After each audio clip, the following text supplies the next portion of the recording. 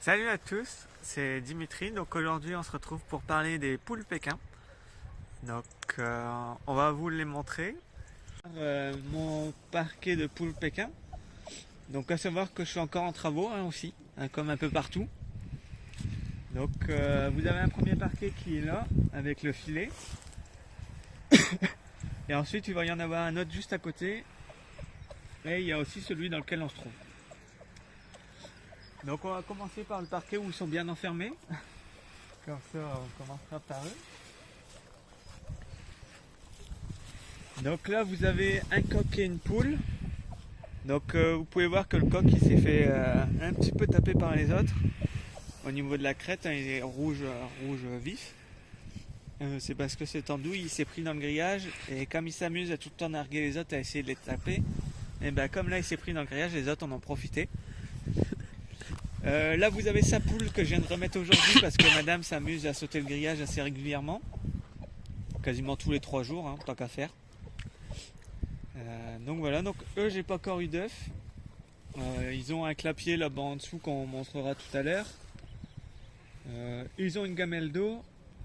Et moi mes poules n'ont pas de mangeoire, je leur mets directement à terre.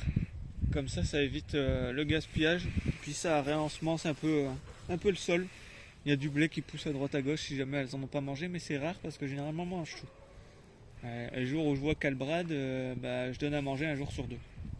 Donc si elles ont bradé un jour, le lendemain elles en ont pas et elles en ont le surlendemain. Et après je redonne régulièrement tous les jours. Jusqu'au jour où elles recommencent à brader. Donc voilà, donc vous pouvez voir que c'est quand même un bon parc pour deux poules. On peut voir l'herbe qui commence à repousser. Tout doucement. Il y a combien là à peu près? C'est une très bonne question. Combien il y a? Il y en a assez pour, je dirais au moins, je pourrais rajouter au moins 3-4 poules en plus. Oh là. Largement. À savoir que chez moi ils avaient la moitié. Avant ils étaient à ma propre maison.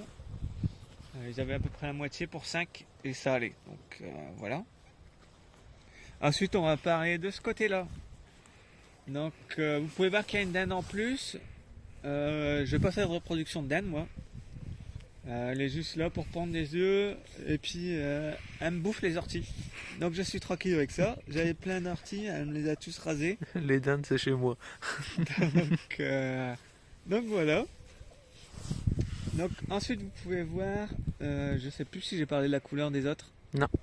Donc à côté là, le premier parc qu'on vous a montré, c'est des porcelaines rouges, anciennement poules mille fleurs. Donc voilà. C'est tout du Pékin pure race. C'est voir qu'il y en a qui sont standards pour les expos, d'autres moins.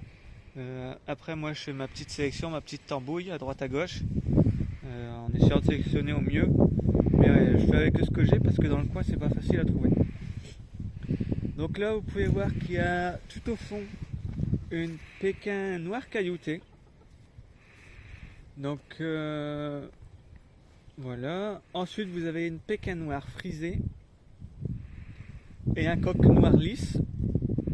Donc eux ça sera le parquet qui auront le plus grand terrain, donc dans lequel on se trouve qu'on vous montrera tout à l'heure. Ensuite vous avez une poule bleu caillouté, donc qui est derrière le coq noir là, à côté de la frisée maintenant. Ensuite vous avez un coq bleu caillouté. Donc lui c'est le plus moche de tous, mais c'est parce que j'ai pas eu le choix. Au niveau standard il est moche, il est trop grand, les couleurs sont un peu mélangées, mais c'était ça ou rien. Donc j'ai préféré avoir ça, au moins je pourrais toujours faire un petit peu de sélection. Et à côté vous avez un petit coq handicapé qui lui est noir caillouté à camaille doré, que je me trompe pas. Mais il fait pas de reproduction parce qu'il est handicapé, donc il n'arrive pas à monter sur les poules. Donc c'est mon petit coq préféré. Je l'attrape comme je veux, je fais ce que je veux avec. Et c'est lui qui s'occupe d'amuser les enfants. Donc il reste là. Donc voilà un petit peu près les parquets reproducteurs. Donc voilà, donc les poules, à savoir que la plupart ont 3 ans, sauf la frisée qui en a 2.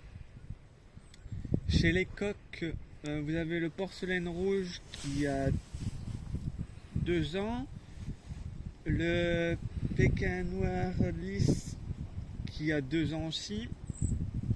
Le petit handicapé, il a 2 ans aussi. Et le bleu, il a 1 an. Il est tout juste à maturité sexuelle, lui. Donc il commence tout juste à cocher les poules. À savoir que pour le moment, ceux-là, je peux tous les laisser mélanger parce que c'est des couleurs qui peuvent se mélanger niveau standard. Après, je les séparerai une fois que j'aurai le temps de finir. Mais il faut déjà reconstruire une cabane pour la nuit, ce qui n'est pas encore gagné.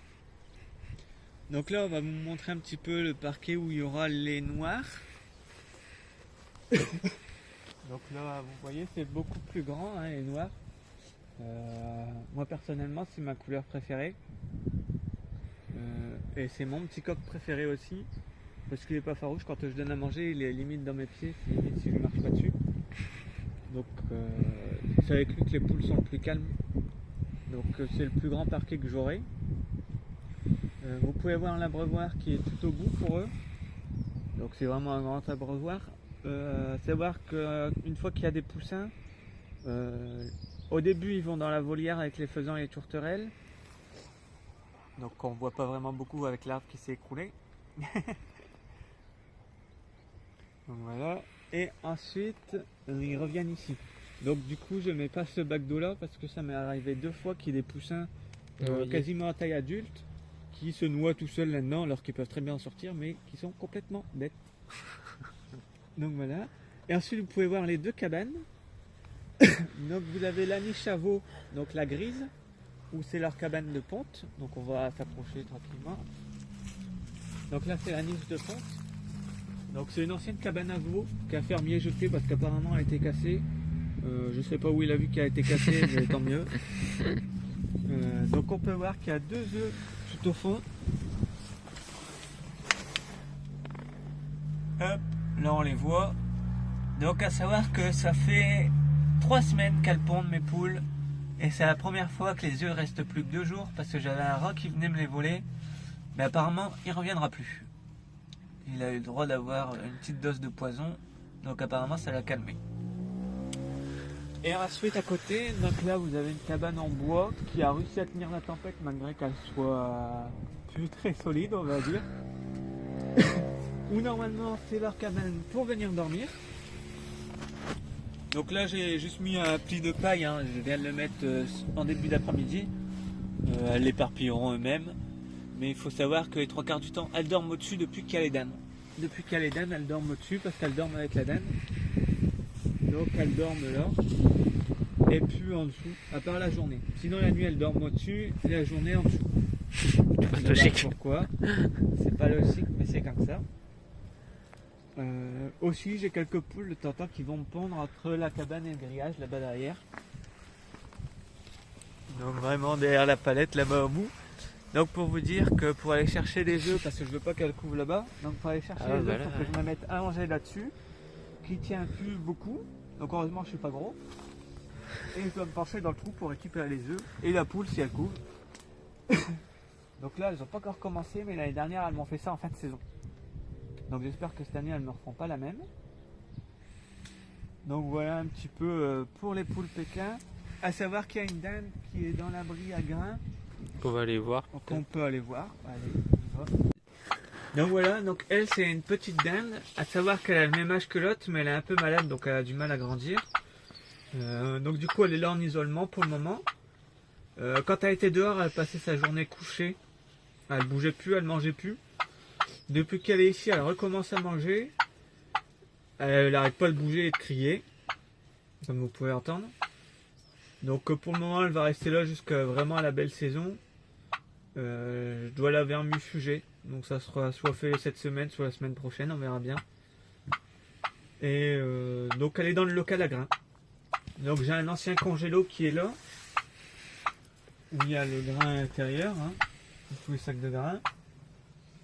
Donc il n'y a pas que les poules ici, il y a aussi le grain pour les lapins et il y a aussi le grain pour un autre animal, un cochon vietnamien, mais qui lui fait pas de reproduction, donc vous risquez peut-être de le voir un coup de temps en temps, mais pas régulièrement. Mais il prend un peu l'eau, donc il va falloir que je trouve par où l'eau passe et que j'empêche l'eau de passer. Ensuite, vous avez un petit bac là qui me sert pour mettre l'aliment des poussins quand c'est la période. Donc là, je vais pas tarder à en racheter parce qu'on sait jamais. Des fois, on est vite surpris par une poule qui couvre. Et donc voilà. Et dans ce local, il y a encore des projets, mais ça, on vous en parlera cet été. Faut pas tout vous dire non plus. Sinon, Garder un c'est petit pas peu rigolo. en haleine. Peu de suspense. Mais si ça se fait, il y aura de belles choses de faites. Donc voilà. Donc sur ce, on vous souhaite une bonne journée. On se dit à dimanche prochain. Salut!